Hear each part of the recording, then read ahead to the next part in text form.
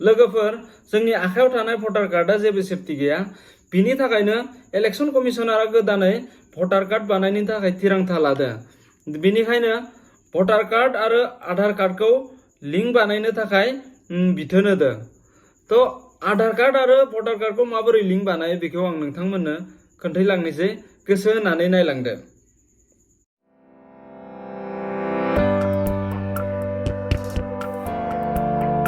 लोगोफोर भटार आईडी खौ आधार कार्ड लिंक बानायनो थाखाय मोनसे एप्स डाउनलोड बानायनांगौ जायो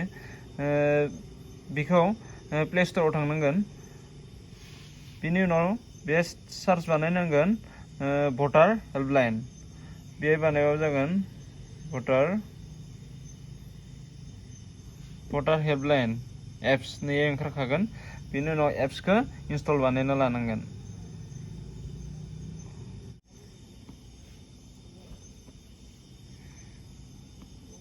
इनस्टल जाखांनायनि उनाव बेखौ बेक बानायदो बेक बानायनानै पूरा बेक बानायदो अन बानायखांनायनि उनाव एप्स खौ दोबारा अन बानायदो नैबेयाव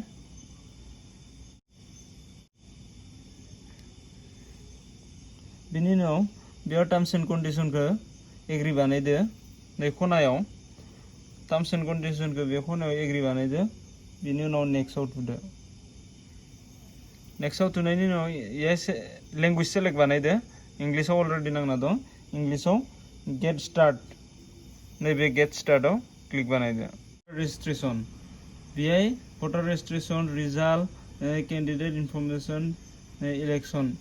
बेयाव थांब्लासिनो नैबे भटार रेजिस्ट्रेशनाव क्लिक बानायदो बिनि उनाव गाहायथाराव इदि पपआप ओंखारगोन बिनि उनाव गाहायथाराव नैबे फर्म 6B बेहाय क्लिक बानायदो बिनि उनाव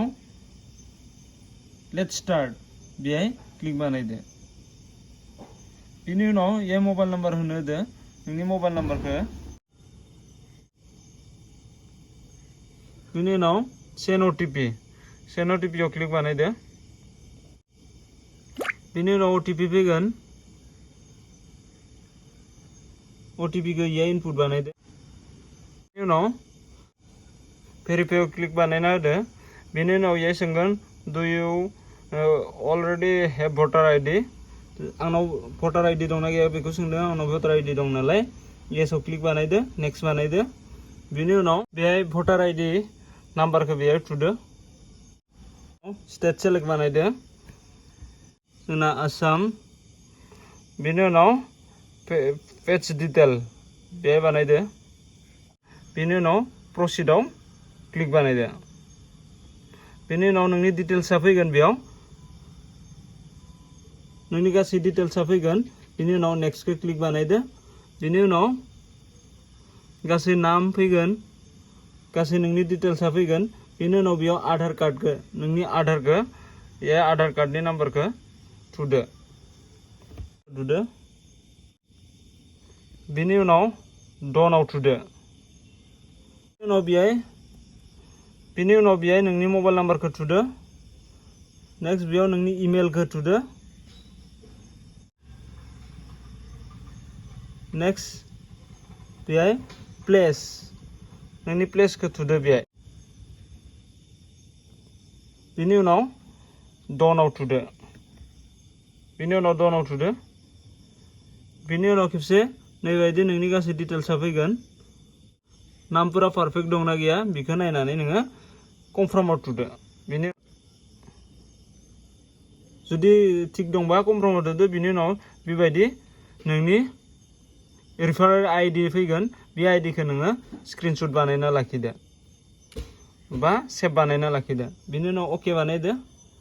बिनि उनाव बेखौ नोङो स्टेटास नायनो हायो बिनि थाखाय थांनांगोन नोङो